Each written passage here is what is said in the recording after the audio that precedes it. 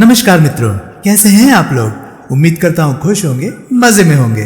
तो दोस्तों, जैसा कि आप जानते हैं, मैं इस चैनल पर लेकर आता हूँ नए नए ऑडियो बुक्स जो होते हैं कॉमिक्स से, नॉवेल से और स्टोरीज से। अगर आपको ऐसे कंटेंट पसंद है तो प्लीज मेरे वीडियोस को लाइक करें और चैनल को सब्सक्राइब करें, क्योंकि मैं ऐसे कंटेंट लाता रहता हूँ। तो चलिए दोस्तों, इसी नोट पर आज की वीडियो शुरू करते हैं। आज की वीडियो में मैं आपको सुनाने वाला हूँ रस्किन बॉन्ड द्वारा लिखी गई एक कहानी जिसका नाम है बंदरों का इंतकाम। कहानी बहुत इंटरेस्टिंग है, तो चलिए दोस्तों, ज्यादा देरी ना करते हुए शुरू करते हैं इस कहानी को जिसका नाम है बंदरों का इंतकाम। अगली सुबह मैं दावे से नहीं कह सकता था कि वास्तव में रात को मैंने कुत्तों को अंधेरे में गुम हो जाने से पहले कॉटेज के पास पहाड़ी की ढलान पर भौंकते और धमाक चौकड़ी मचाते देखा था, या फिर वो सब एक सपना था।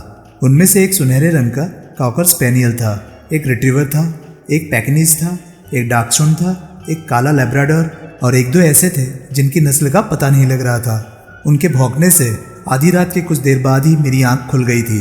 इतना शोर मचा रहे थे वे कि मैंने बिस्तर से उठकर खिड़की के बाहर झांका तो देखा कि 5-6 कुत्ते बड़े जोश में लकड़ी की बाड़ पार करके लंबी लंबी बरसाती घास में से चले जा रहे थे।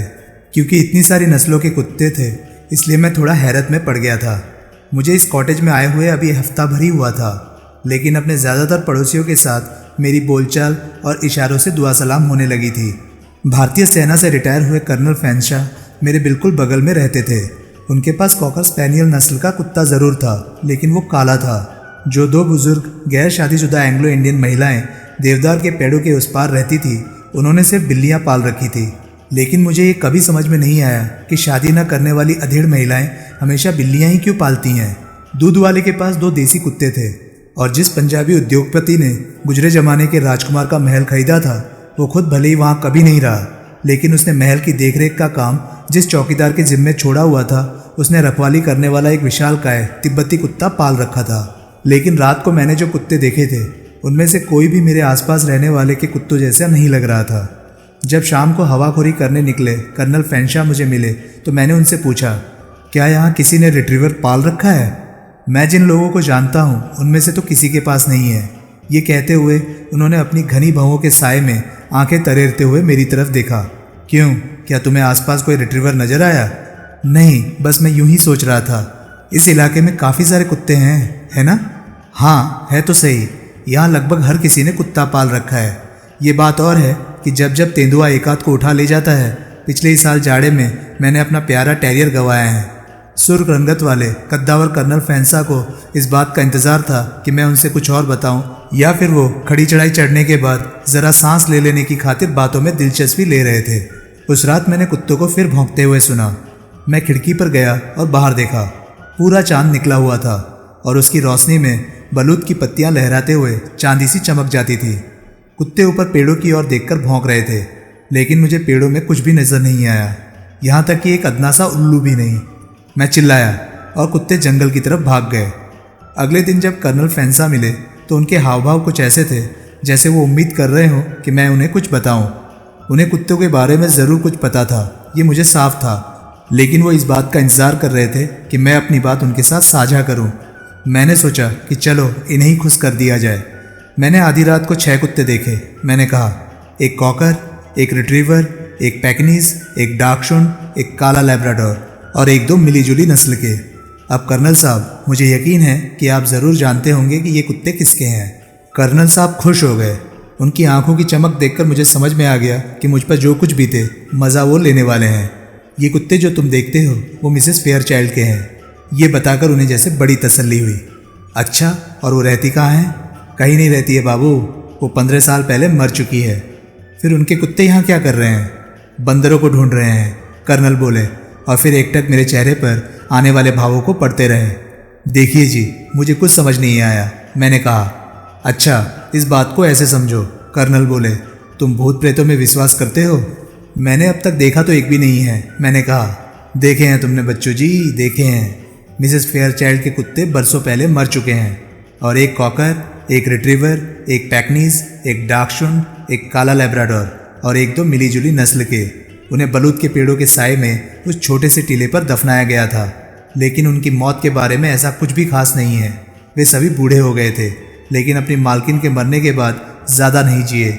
जब तक जिंदा रहे पड़ोसी उनकी देखभाल करते रहे। और मिसेस फेयरचाइल्ड उस कॉटेज में रहती थी जिसमें अब मैं रहता हूँ। कम उम्र की थी क्या वो? तब वो 40-45 के बीच की थी। खूब चुस्त दुरुस्त खिलाड़ियों जैसे शरीर वाली महिला थी वो, जिन्हें घर के बाहर खुले में ही अच्छा लगता था। मर्दों की उन्होंने कभी परवाह नहीं की। मुझे लग रहा था कि तुम्हें उनके बारे में पता होगा। नहीं, आपको पता ही है कि मुझे अभी यहाँ आए हुए ज़्यादा वक्त नहीं हुआ है। लेकिन आप बंदरों के बारे में क्या बता रहे थे? कुत्ते बंदरों को क्यों तलाश रहे थे? अरे यही तो कहानी का सबसे दिलचस्प पहलू है। क्या तुमने लंगूर बंदर देखे हैं जो कभी कभी बलूत के पत्ते खाने आ जाते हैं? नहीं? तो देख लोगे, देर सवेर से ही दिखाई ज़रूर देंगे। उनका एक पूरा झुंड इन जंगलों में हमेशा घूमता रहता है। यूँ तो वे किसी का कुछ नहीं बिगाड़ते, लेकिन अगर उन्हें ज़रा भी मौका मिल जाए तो वे बगीचे को बर्बाद करके छोड़ते हैं।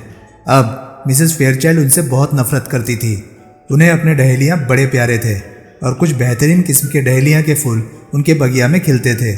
लेकिन लंगूर रात को आकर पौधे खोदकर उनकी जड़ें खा जाया करते थे। शायद उन्हें डहेलिया की शकरकंद सी जड़ें स्वादिष्ट लगती होंगी। इससे मिसेस फेयरचाइल्ड का पारा चढ़ जाता था। जो लोग बागवानी में दिलचस्पी रखते हैं वे अपने पसंदीदा पौधों को नुकसान पहुंचने पर अक्सर आपा खो देते हैं, और मुझे लगता है कि इसमें भी कोई बड़ी बात नहीं है। इसलिए जब कभी ऐसा मौका आता, मिसेस फेयरचाइल्ड अपने कुत्तों को बंदरों के पीछे लगा देती थी, चाहे आधी रात का वक्त हो। लेकिन बंदर ठहरे तो बंदर, वे कुत्तों के आने पर झट से पेड़ों पर चढ़ जाते और कुत्ते भौंकते रह जाते। फिर एक दिन, बल्कि एक रात, मिसेस फेयरचाइल्ड को गुस्से में और कुछ नहीं सूझा और वो मांगी हुई बंदूक लेकर खिड़की के पास बैठ गई। और जब बंदर आए तो उन्होंने उनमें से एक को गोली मार दी। कर्नल साहब ठहरे और बलूत के पेड़ों की तरफ नज़र दौड़ाई, जो कि दोपहर की गुनगुनी धूप में झिलमिला रहे थे। फिर बोले, उन्हें ऐसा नहीं करना चाहिए था। बंदर को कभी जान से नहीं मारना चाहिए, सिर्फ इसलिए नहीं कि हिंदू उन्हें पूज्य मानते हैं, बल्कि वे इंसानों जैसे होते हैं ना, इसलिए। चलो अब मुझे चलना चाहिए, फिर मिलेंगे। और अपनी कहानी को एक झटके में पूरा करके कर्नल साहब लंबे लंबे डग भरते हुए देवदार के पेड़ों के बीच में अपने रास्ते पर आगे बढ़ गए। उस रात मुझे कुत्तों के भौंकने की आवाज़ें नहीं सुनाई पड़ी, लेकिन अगले ही दिन मुझे बंदर दिखाई दिए। भूत नहीं, असली वाले। कुल 20 के करीब थे, छोटे बड़े सारे मिलाकर। पेड़ों पर बैठकर बलूत के पत्ते चबा रहे थे। उन्होंने मेरी तरफ ध्यान भी नहीं दिया, लेकिन मैं उन्हें कुछ देर तक देखता रहा। शानदार जानवर होते हैं लंगूर, चमकीले मटमैले से बाल और लंबी सी पूंछ। एक पेड़ से दूसरे पेड़ पर कूदते हुए उन्हें देखना बड़ा अच्छा लगता है, और आपस में एक दूसरे के साथ उनका बर्ताव बड़ा सलीकेदार होता है। मैदानों में पाए जाने वाले लाल वाले बंदरों की तरह दबंग या खुर्राट नहीं। कुछ कम उम्र वाले लंगूर पेड़ों से उतरकर पहाड़ी ढलान पर आपस में खेल रहे थे। स्कूल जाने वाले बच्चों की तरह शरारत कर रहे थे, आपस में कुश्ती लड़ रहे थे। उन्हें तंग करने के लिए वहाँ कुत्ते नहीं थे और बगीचे में लुभाने वाले डहेलियाँ भी नहीं। लेकिन उस रात मुझे फिर कुत्तों की आवाज़ें सुनाई पड़ी। वे पहले से भी कहीं ज़्यादा तेज़ भौंक रहे थे। इस बार मैं उनके चक्कर में बिस्तर से नहीं उठने वाला। मैं बुदबुदाया और कंबल को सिर तक खींच लिया, लेकिन भौंकने की आवाज़ें तेज होती जा रही थी। फिर कुछ मिलीजुली आवाज़ें भी आने लगी, चिचियाने और खोकियाने की आवाज़ें। फिर अचानक एक महिला की तीखी चीख जंगल में गूंज गई। मेरे रोंगटे खड़े हो गए। मैं बिस्तर से बाहर कूदा और खिड़की की ओर लपका। एक महिला ज़मीन पर चित पड़ी थी और 3-4 बड़े बड़े बंदर उसकी छाती पर चढ़े बैठे थे। उसकी बाहों को दांतों से काट रहे थे, उसकी गर्दन को हाथों से नोच रहे थे। कुत्ते भौंककर, चीखकर बंदर को उससे दूर भगाने की कोशिश कर रहे थे, लेकिन उन्हें पीछे से दूसरे बंदर खींचकर परेशान कर रहे थे। एक बार फिर उस महिला की चीख निकल गई, दिल दहलाने वाली चीख। मैं खिड़की छोड़ कमरे से एक छोटी सी कुल्हाड़ी उठाकर सीधे बगीचे की ओर भागा। वहां पहुंचा तो देखा कि वहां कुत्ते, बंदर और वो महिला सब के सब गायब हो चुके थे, और मैं हाथ में कुल्हाड़ी पकड़े, पायजामा पहने पहाड़ी पर खड़ा ठगा ठगा सा महसूस कर रहा था। अगले दिन कर्नल साहब बड़ी गर्मजोशी से मुझसे मिले। अब भी वे कुत्ते दिखाई दे रहे हैं क्या? उन्होंने चुटकी लेते हुए पूछा। मुझे बंदर भी दिखाई दिए, मैंने कहा। अरे हाँ, फिर से इधर की तरफ आ गए हैं बंदर, लेकिन वो कोई भूत वूत नहीं, असली बंदर है और किसी को नुकसान नहीं पहुंचाते। ठीक बात है, लेकिन बीती रात मुझे बंदर और कुत्ते साथ में दिखाई दिए। अच्छा, क्या वाकई में? बड़ी हैरानी की बात है, ताज्जुब है। अब कर्नल साहब मुझसे आंखें मिलाने से कतरा रहे थे, लेकिन मेरी बात अभी पूरी नहीं हुई थी। कर्नल साहब, मैंने सवालिया लहजे में कहा, आपने मुझे ये कभी नहीं बताया कि मिसेस फेयरचाइल्ड की मौत कैसे हुई थी। अच्छा, मैंने नहीं बताया? ध्यान से उतर गया होगा। बुढ़ापा आ रहा है ना, अब उतना याद नहीं रहता जैसे पहले रहा करता था। लेकिन मिसेस फेयरचाइल्ड बेचारी, मुझे बखूबी याद है। बंदरों ने उनकी जान ले ली थी। पता है तुम्हें, बंदरों ने उन्हें नोच नोच कर उनके टुकड़े टुकड़े कर डाले।